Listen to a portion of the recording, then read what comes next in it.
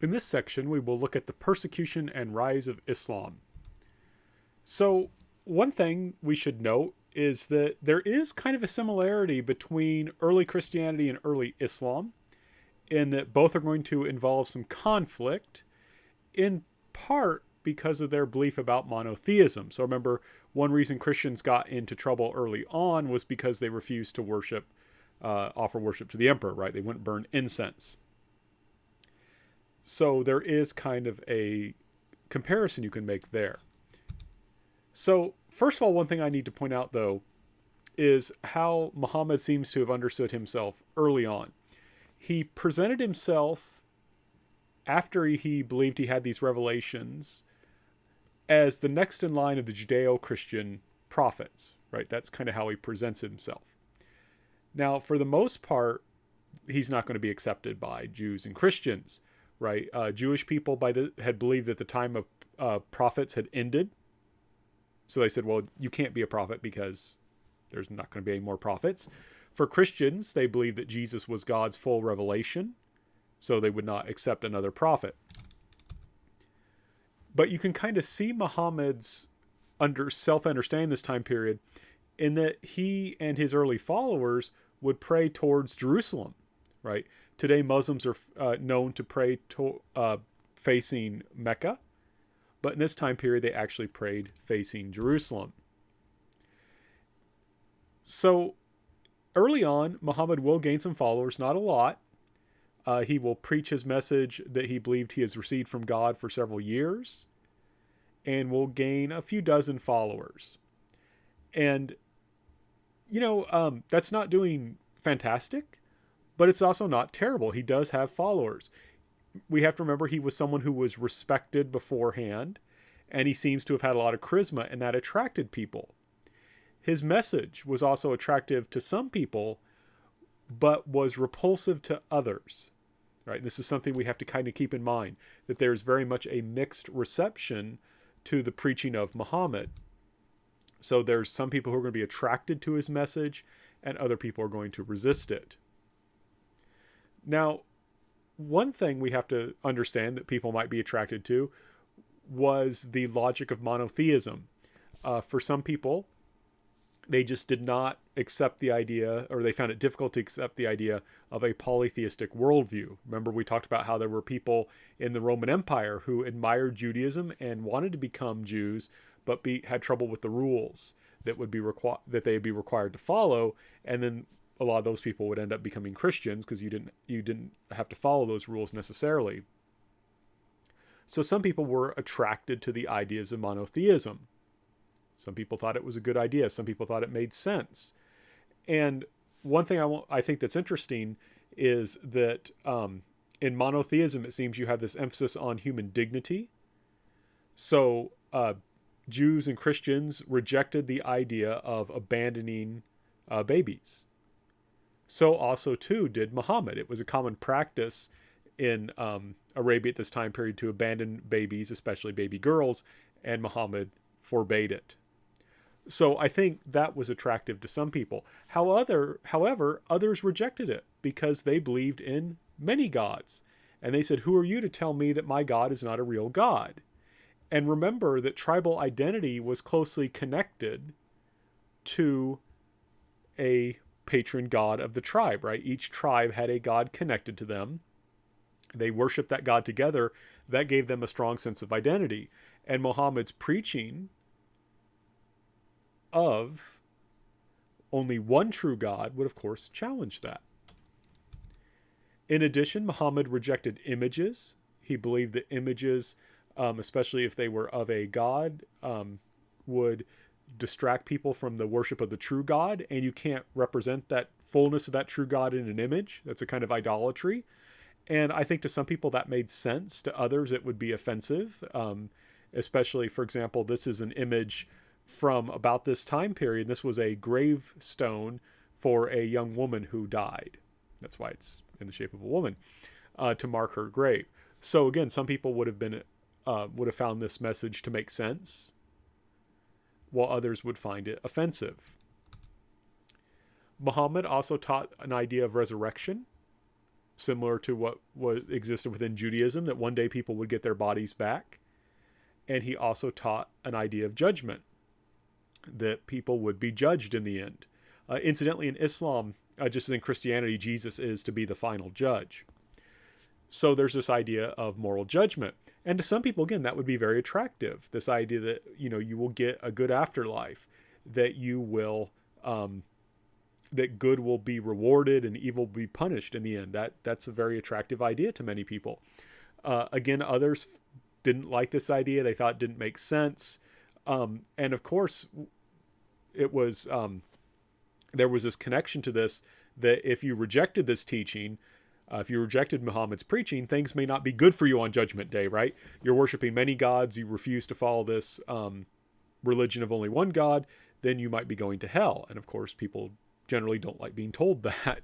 So, again, some people are going to be attracted to this, other people will be repulsed by it.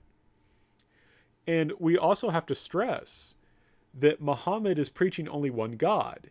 And he's doing that in Mecca, where the Kaaba is. And remember, the Kaaba is this place where many people come to worship, because all the different gods of the tribes are located there, or statues of them are located there. It's a holy place for them. And because they come there to worship, and remember, they're not allowed to fight there, that's a place where money can be made, where there's merchants. And if Muhammad is teaching that these gods are not real gods, then people won't come anymore, and then there goes all the business. So there's also a kind of economic threat here. So what ends up happening, then Muhammad is able to gain followers, but also his followers face persecution. Some of his followers will be beaten. They're kind of economically excluded. Like, there's a time where people won't buy or won't let them buy anything or sell anything at like markets. That makes it very hard to make a living. And a few of them will actually be killed. Now, Muhammad himself was safe because he was a member of the Quraysh tribe, and his uncle was still around. And his uncle refused requests to withdraw his protection from Muhammad.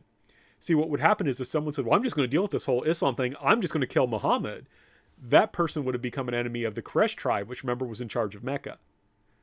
And so as long as Muhammad's uncle was alive and was a key leader in the Quraysh tribe, Muhammad was safe. However, what's going to end up happening is Muhammad's uncle will die. And that creates a very dangerous kind of situation for Muhammad, right? His uncle, his protector, is now dead. So that means that he could be killed without retaliation. Remember, there's not really a state here. You are protected by your tribe. If you're a member of a powerful tribe, people aren't going to mess with you, because if they do, that tribe will come after you. But in a sense, Muhammad's tribe, after his uncle dies, is going to reject him. Muhammad is in a dangerous spot. To make things even worse, that same year, Muhammad's wife dies, Khadijah. Right? This woman had proved to be a wise counselor and an emotional support during his life, and now she was gone. So things are going really poorly for Muhammad. He's really having a difficult time. But that's when a new opportunity will arise in the city of Medina. So just to look at the map really quickly here, Muhammad was in Mecca, and there's a city nearby called Medina. Right? There's a city nearby called Medina. So it's dangerous if Muhammad remains in Mecca, right? There's a good chance he could be killed. Now, in the city of Medina, there are divisions. There's multiple tribes. Some follow traditional Arab ideas. There's actually, I think, also 3 Jewish tribes there. And they have a lot of conflict. Now, Medina is a special place. As you can see from this map, it's in the mountains, and so it had a good defense. We'll talk more about that later. And it also had oases, right? It had place in the desert where there was actually water. And so that's why people were settled there, and that's also why there was some conflict there, because of the water, right? You want to settle there, but there's just never seems to be enough. People argue there's conflict there. And you'll remember that Muhammad had a reputation as a just judge, right? That reputation survived despite him becoming like a religious prophet, right? So these people in Medina, they decide that because Muhammad has a reputation as a good judge, they're going to invite him to come. So this is a major, this is really a big deal for Muhammad, right? You know, things are really terrible for him. And then all of a sudden things turn around. I mean, just imagine if, you know, everything in your life was going bad, everything was terrible, and then all of a sudden someone calls you up and says, hey, you know what? I'm going to solve all your problems and give you a job. And that's what happens. So this movement of Muhammad from Mecca to Medina in the year 622, this is the first year of the Islamic calendar. And it's really interesting, right? Muslims do not date from the year that Muhammad was born. They date from the year that he went from Mecca to Medina. Now, why do they do that? Well, remember, this is a tribal society. And in a sense, by leaving Mecca, they were all leaving behind their tribes through this kind of migration. So they were saying God comes first, right? This religious community centered around God's prophet Muhammad, I'm putting that community and the God it follows first. I'm abandoning my tribe. So this is one reason why this is so important. And Muhammad appears to have done a good job in Medina in terms of being a judge. People would support him. It seems that more people converted to Islam there. And there he would establish the first mosque. And I think this is very important for understanding Islam, is that the mosque is, of course, a religious building. It's where Muslims will pray, but it's also a place for social gatherings. And it served also as Muhammad's office in a sense. So when people wanted him to act as an arbiter, when people wanted him to act as a judge, they would go there to the mosque. So this is important because in Western civilization, there tends to be attempts to divide. This is society, this is politics, this is religion, and they all have their own special areas and they're not supposed to intrude on each other. But in Islam, these things are much more intermixed. And one thing I want to point out, it's here in Medina that Muhammad really develops this idea of Islam as a religion separate from Judaism and Christianity. There will be conflict between him and the Jewish tribes there. They will not follow him as a religious leader. And he will end up choosing at this point to, instead of praying towards Jerusalem, there will be a shift towards praying towards Mecca. So right there in Medina, and when they pray, instead of facing up here to Jerusalem, they will face south towards Mecca. And before we continue, I just want to note, I really like this map because you'll see it tells us that the various towns where there are significant Christian populations and also Jewish populations as well, right? So that's one thing I wanted to stress, was that this was a religiously diverse landscape and there would have been contact between Muhammad and Christians and Jews. It's just they seem to have largely rejected his claims to be prophet. And it was mostly the pagan, the tribal religious Arabs who would end up following him. So one thing that you may recall earlier, I said that Islam is a historical religion, and that makes things complex because what happens in history makes us look at Islam differently. And so there's arguments about all these different things. And what also makes things more complex is when you compare it to Christianity, Jesus was just a spiritual leader. But you'll note when Muhammad goes to Medina, he goes as a political leader. Well, now he's going to become a military leader, right? What's going to happen is there's going to be conflict between Muslims in Medina and the people of Mecca. Muhammad's enemies are still his enemies. They still see him as a threat. So there's going to be conflict between them. And when I mean conflict, I don't mean people arguing or throwing punches even. I mean like killing each other. There will be war. Now here's the thing. Medina was a great base, right? So this map, and this is from a battle called the Battle of the Trench. And if you look at Medina, Medina is like this horseshoe shape. So there's mountains with a nice valley with oases in it. So this is like a natural fortress, right? It's really hard to lead an army over the mountains. And then you've got water here, so you can hold out for a long time. So even though the people of Mecca would try and destroy um, Muhammad's kind of growing movement in Medina, they were not able to. And this is called the Battle of the Trench because Muhammad had them dig a trench to really make this a very difficult to take fortification. And Muhammad was a good general. I think he only lost one battle, and his charisma was enough that he was able to continue the movement despite losing that battle, and they came back and won. So, like I say, Muhammad's a religious leader, political leader, and military leader. And as Muhammad wins more and more victories, of course, more and more people support him, right? More and more people support him, either just because they're like, hey, I want to be on the winning side, or they're like, maybe this guy really is a prophet because he keeps winning. And one thing I should stress, early on, his armies are typically outnumbered. Usually the battles he wins are fairly impressive because he's winning them even though he's outnumbered. And like I said, he only had the one loss. And in the end, he's going to conquer Mecca. And it's very interesting when he conquers Mecca. My understanding, and I think this is correct, by the standards of the time, you fight a city, they resist, the city's yours. You can do with it what you want. You can take everybody's stuff. You can kill people left and right if you choose to do so. And Muhammad didn't do that.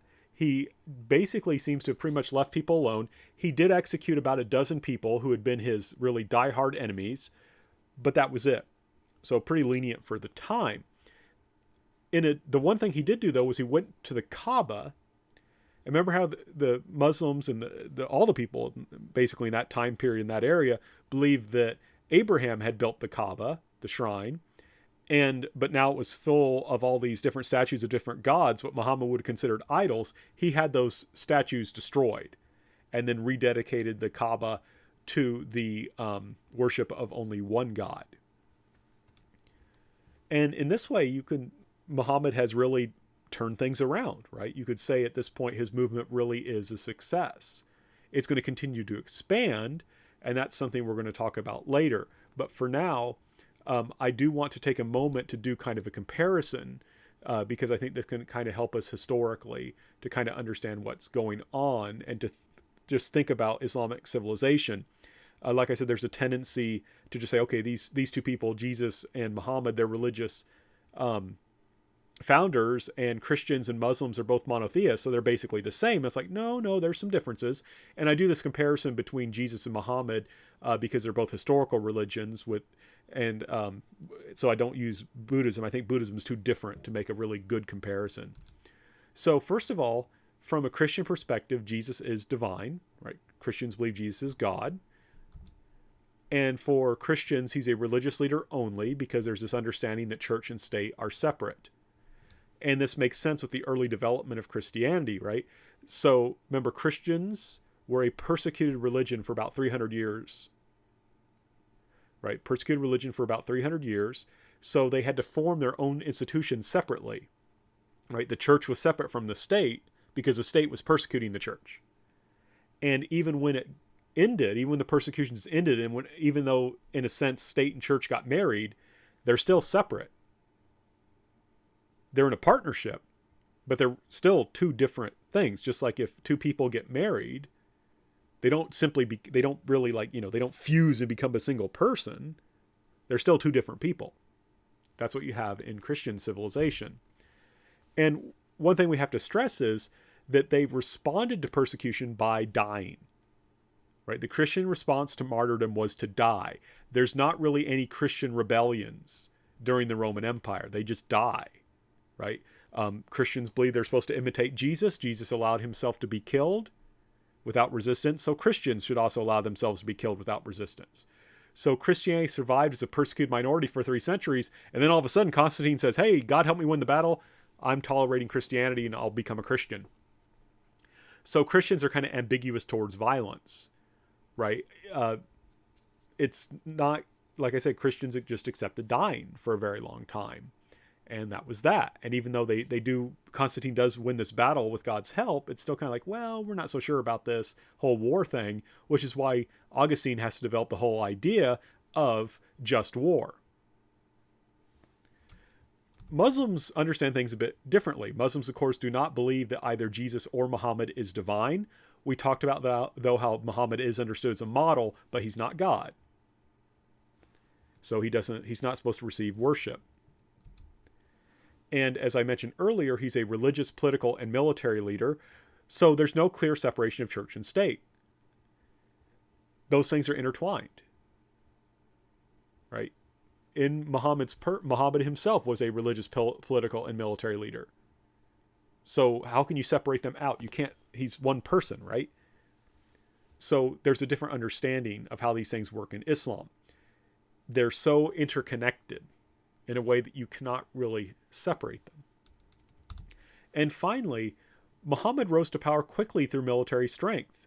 And while Muslims endured persecution early on and attempts to destroy their community, Muhammad's being a good general and his effective use of violence protected the community. So there's no ambiguity of violence here, right? Violence is something that can be used to protect the community. It makes sense to do so. Muhammad and the early Muslims faced persecution. They fought back and they won. And that model makes it so that violence is a much more kind of logical reaction when the community is threatened. So I hope this helped to kind of make it a little bit more clear about how Christian and Islamic civilizations work and how they understand things.